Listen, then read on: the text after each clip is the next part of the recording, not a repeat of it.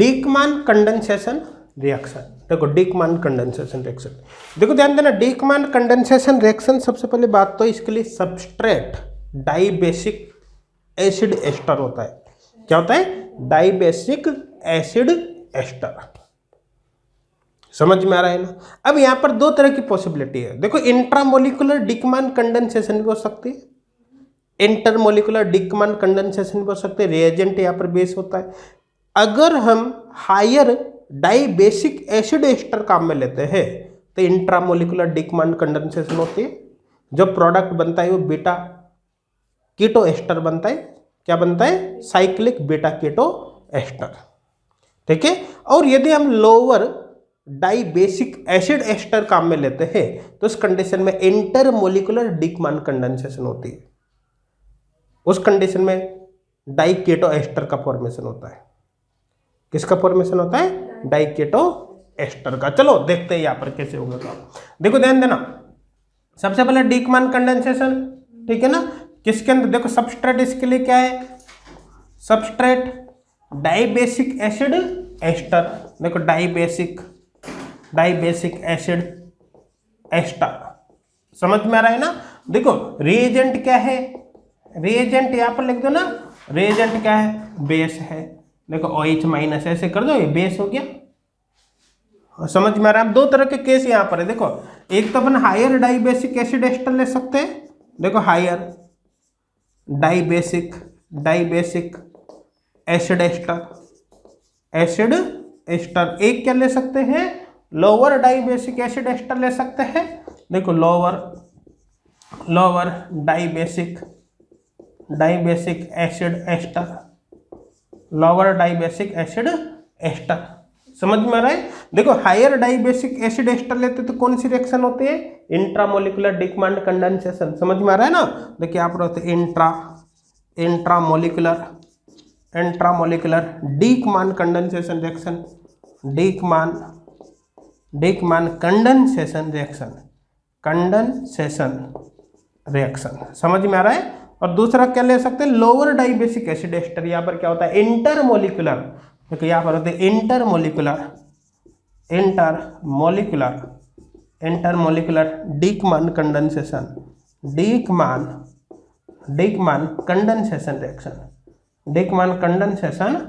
Reaction. समझ में आ रहा है मेरा? ठीक है ना?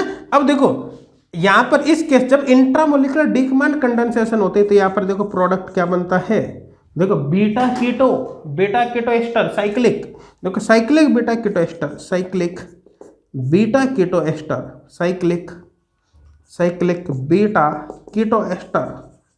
Ester is formed as product.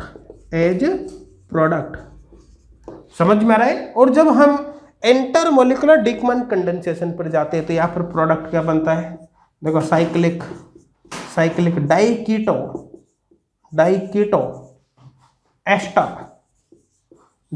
Ester formed as product. ये यहाँ पर प्रोडक्ट बनता है। ठीक है ना? तो देखो अपन यहाँ पर दोनों ही तरह की रिएक्शन की बात करेंगे। इंट्रामोलिकुलर डीकमान कंडेंसेशन की भी बात करेंगे और इंटरमोलिकुलर डीकमान कंडेंसेशन की भी बात करेंगे। समझ में आ रहा है? ये कर ले नोट है, मिटा दो इसको। चलो देखो इधर, देखो सबसे पहले बात करते हैं यहाँ पर इंट्रामोलिकुलर डीकमान कंडेंसेशन। देखो इंट्रामोलिकुलर डीकमान कंडेंसेशन,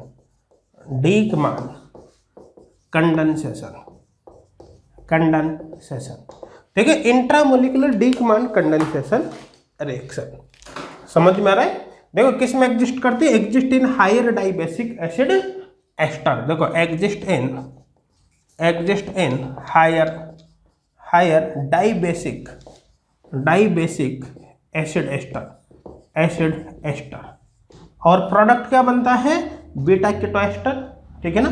देखो beta cyclic beta keto ester, cyclic beta keto ester is formed as product. समझ में आ रहा है ना? एग्जाम्पल देखो, रिएजेंट अपन को पता है इसे बेस है, रिएजेंट क्या है, बेस है, तो देखो बेस OH माइनस, ठीक है ना। अब देखो एग्जाम्पल यहाँ पर लेकर देखते हैं।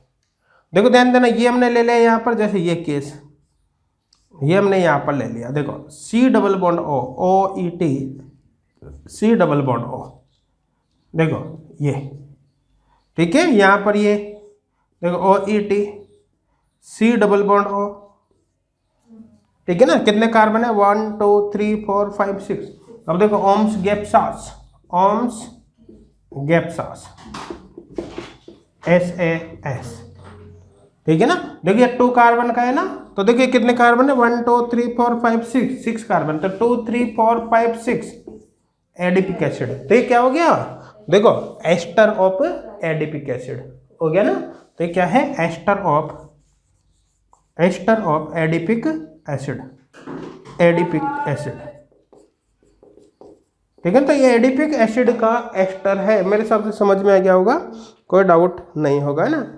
एस्टर ऑफ एसिड, और एस्टर में कौन सा दोनों तरफ बन रहा है, तो डाई एस्टर कर दो ना, di ester of adipic acid, di ester of adipic acid. अब देखो होता क्या है, देखो ध्यान देना, रिएक्शन कराए बेस से, देखो पूरी मैकेनिज्म लिखने की जरूरत नहीं, मैं एक साथ बता रहा हूं आपको होता क्या है। इधर इधर सेम है, अब अल्फा एच यदि इधर का निकाल दो, इधर का निकाल दो, ये यहाँ का अल्फा एच निकाल दिया मैंने, ये यहाँ से लिया, यहाँ नेगेटिव आएगा, नेगेटिव आते देखो यहाँ पर अटैक करेगा, यहाँ करेगा, अटैक करते ही बॉन्ड टूटेगा, जब भी वापस बॉन्ड बनेगा तो यहाँ से बाहर। जस्ट अपोजिट भी कर सकते हो, यहाँ का निकाला यहाँ पर अटैक करा देते, समझ में आ रहा है। तो देखो ध्यान देना, इस कार्बन की बॉन्डिंग इस कार्बन से होगी, ध्यान देना, इस कार्बन की बॉन्डिंग इस कार्बन से होगी। तो देखो 1 2 3 4 5 मेंबर रिंग बनेगी, ये 5 मेंबर रिंग हमने बना दी। अब देखो 5 मेंबर कहीं से भी शुरू कर दो, यहाँ से शुरू कर दो मैं, है ना, आप जरूर नहीं यहाँ से कर दो, एक ही बात है, मैं यहाँ से कर देता हूँ 1 2 3 4 5। अब देखो 5 नंबर के कार्बन पे तो C डबल बॉन्ड O हो गया ये, और देखो ध्यान दो 1 नंबर के कार्बन पर C डबल OET, तो देखो ये C डबल OET,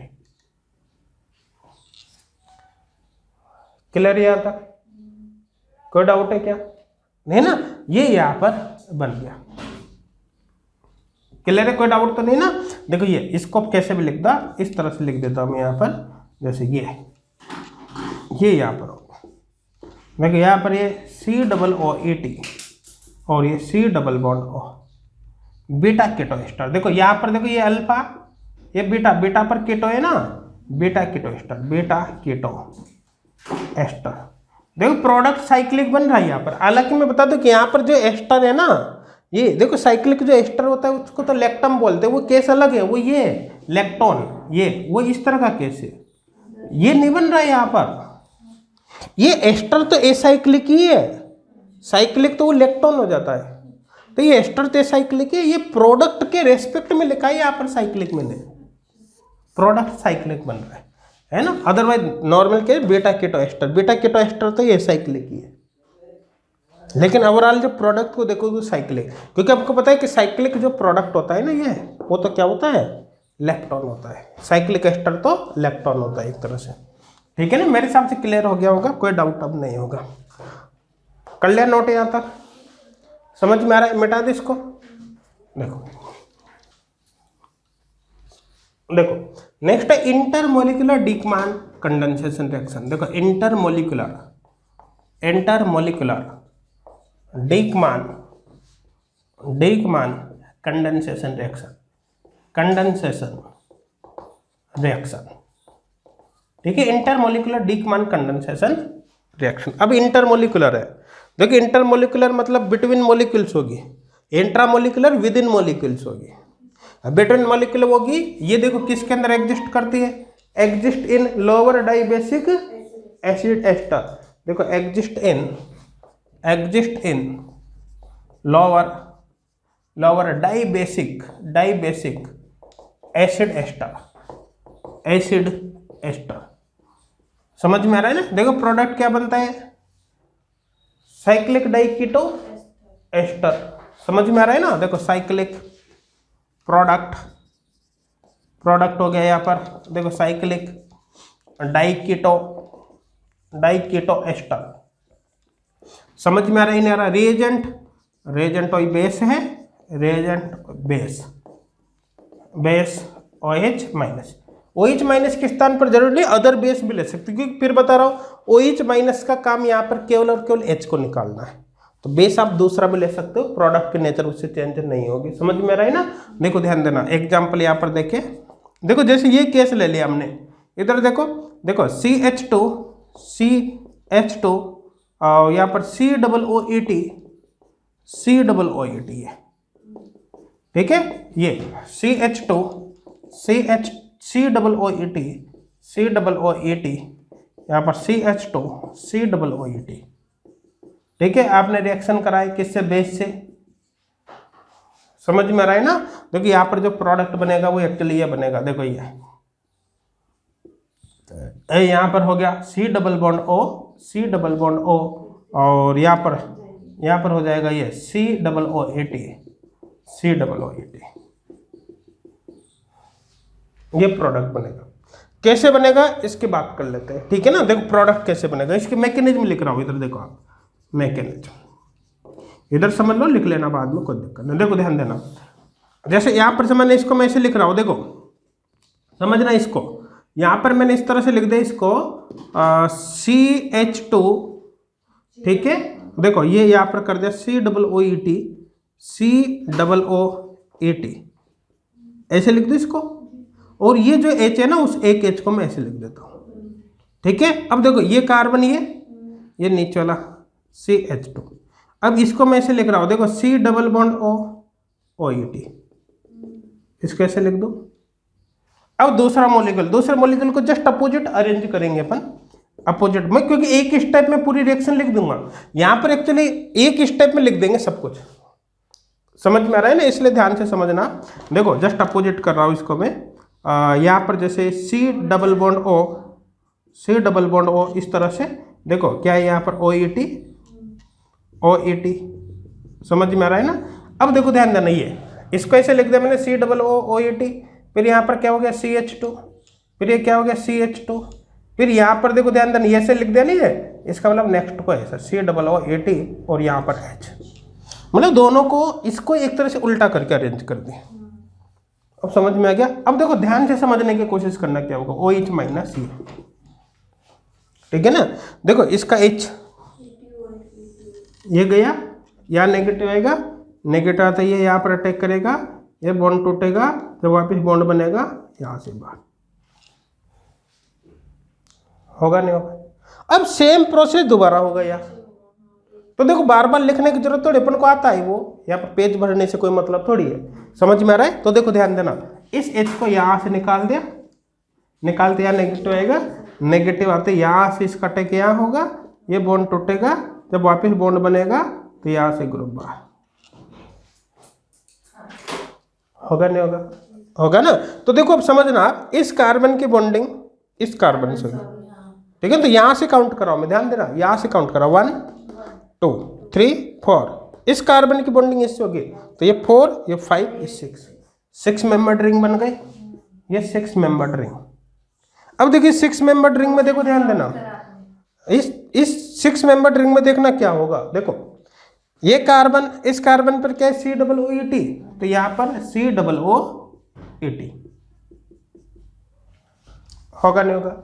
अब देखो ये कार्बन, फिर ये यहाँ पर C डबल बॉन्ड O आएगा, ये यहाँ पर C डबल बॉन्ड O, ठीक है ना। फिर देखो ये कार्बन इस कार्बन से बॉन्डेड बनाएगा, तो ये कार्बन ये हो गया, तो यहाँ पर क्या है COOET। अब ये कार्बन, फिर ये कार्बन, ये होगा ना, फिर इसके ऊपर यहाँ पर COO।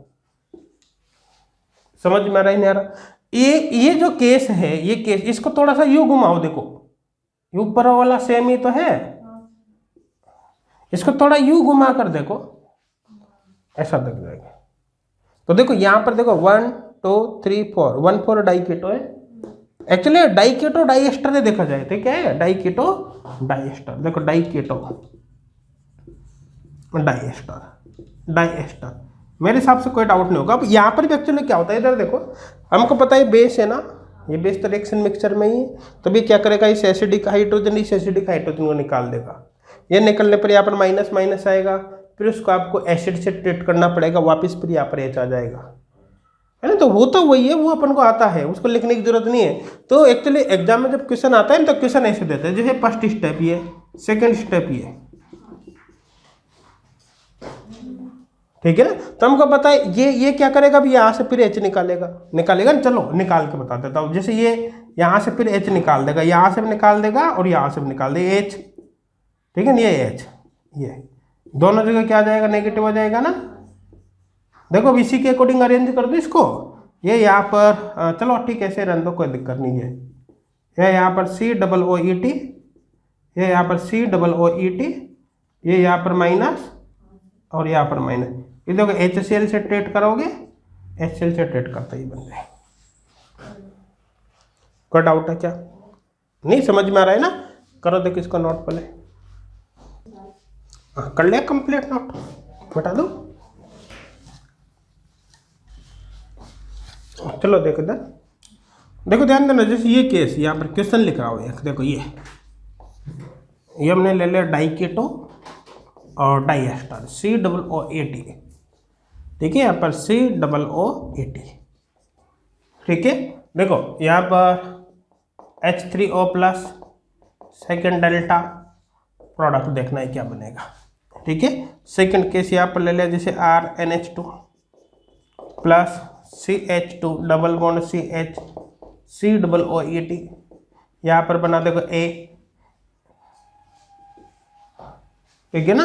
देखिए इसकी रिएक्शन फिर कराई हमने, CH2 double bond CH COOAT, यहाँ पर बना जैसे B, ठीक है। इसकी रिएक्शन हमने यहाँ पर करवा दी, जैसे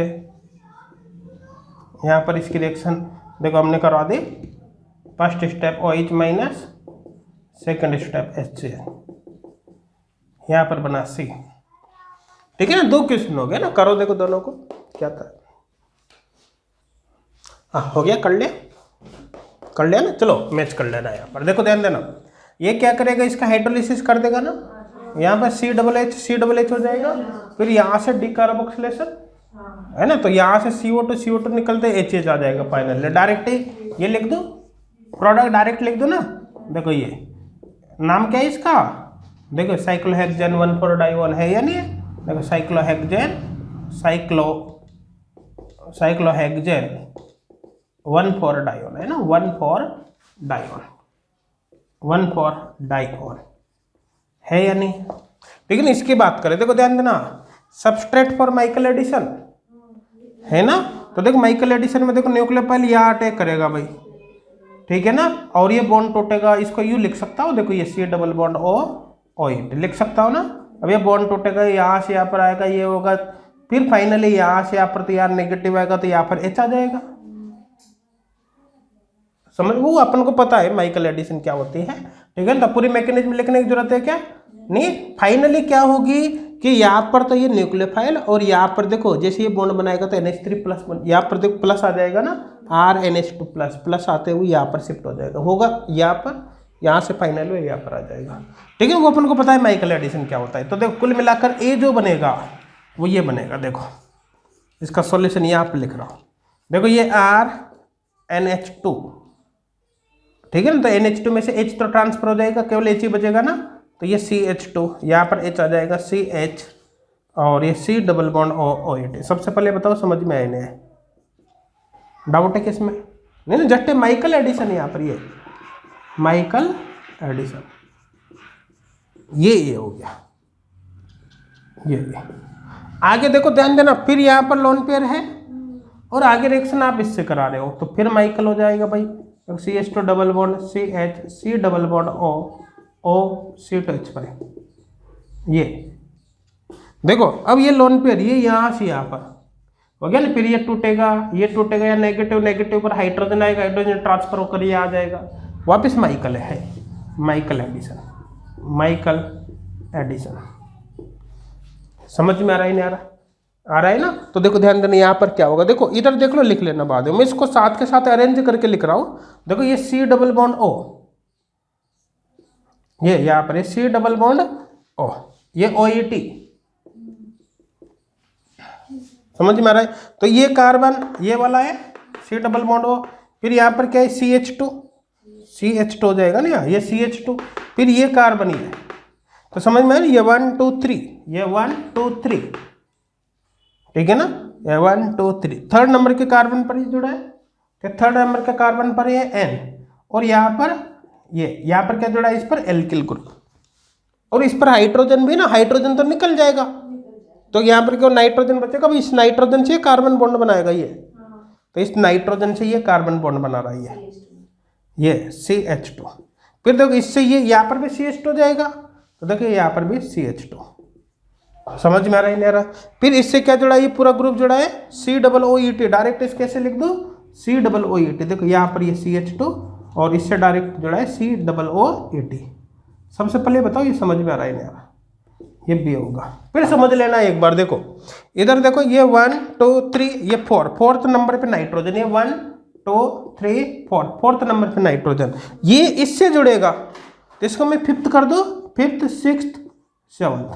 तो देखो ये फिफ्थ हो गया, ये सिक्स्थ और सेवंथ वाला ये केवल नंबरिंग IUP से थोड़ी, ये तो अलग अलग, ये तो केवल अपने समझने के लिए बनाया है, इस तरह से किया है। क्लियर है? अच्छा, ये इधर का और इधर का सेम है, आप चाहो तो जस्ट ऐसे भी कर सकते हो कि इस वाले को इस तरह से अरेंज कर दो, इस वाले को ऐसे और इसको ऐसे कर दे, तो एक ही बात है ना। देखो नाइट्रोजन ये CH2, फिर ये CH2 और इससे COOET, यहाँ पर भी COOET जोड़ा है ना, तो ये भी होगा। आगे क्या, आगे देखो OH माइनस, देखो इसको निकाल देगा ना,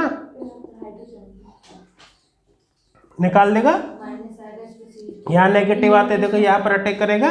1 मिनट, इसको अपन ने बनाया ना, अरेंज किया ना, तो दूसरी तरफ से कर देता हूँ, यहाँ से निकाल देता हूँ, ठीक है ना, नहीं तो फिर अरेंज करना पड़ेगा दोबारा। यहाँ से कर देता हूँ, ये B, देखो अल्फा ये है ना, ये वाला ये B, ये CH2, यहाँ से कर देता हूँ ये 6 नंबर, क्योंकि दोनों तरफ सेम है ना, तो देखो यहाँ से ये कर दिया अपन ने, ये यहाँ पर माइनस आएगा, माइनस आते हैं, देखो ध्यान देना, इसका अटैक है यहाँ पर, ये बॉन्ड टूटेगा, जब वापस बॉन्ड बनेगा तो यहाँ से ये बाहर। अब देखो समझने की कोशिश करना, 1 और 6 नंबर पर बॉन्डिंग हुई है, तो 6 मेंबर्ड रिंग बनेगी नहीं बनेगी, तो यहाँ पर ये 6 मेंबर्ड रिंग, ये 6 मेंबर्ड रिंग। अब देखो समझना, ग्रुप जोड़ने अपन को, यहाँ C डबल बॉन्ड हो 1 नंबर पर, देखो अंदर की तरफ जोड़ा 1 2 3 4 5 6, देखो 1 नंबर पे तो C डबल बॉन्ड हो, ये ग्रुप तो निकल ही चुका है। 6 नंबर पर COOET, ये 6 नंबर COOET, समझ में आ रहा है ना। और देखो फोर्थ नंबर पे नाइट्रोजन, ये फोर्थ नंबर, यहाँ पर नाइट्रोजन, नाइट्रोजन पर क्या जुड़ा है, R जुड़ा है। अब इसको आपकी मर्जी पड़े जैसे लिख लो, क्या फर्क पड़ता है। देखो ये यहाँ पर C डबल बॉन्ड O, ठीक है ना, फोर्थ नंबर पर यहाँ पर ये, और ये बेटा पोजीशन पे COO।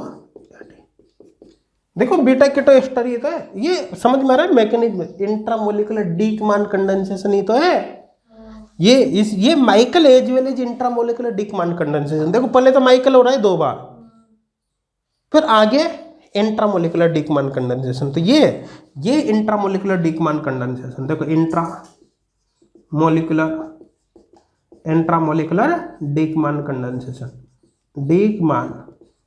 कंडेंसेशन, मेरे हिसाब से कोई डाउट नहीं होगा। तो देखो ये हेट्रोसाइक्लिक है, हेट्रोसाइक्लिक बेटा कीटो एस्टर है या नहीं है। देखो ये हो गया हेट्रोसाइक्लिक बेटा कीटो एस्टर। अब मेरे हिसाब से कोई डाउट नहीं होगा, तो डीकमान कंडेंसेशन क्लियर है, कोई डाउट है क्या, समझ में आ रहा है ना। चलो कर लो कंप्लीट नोट।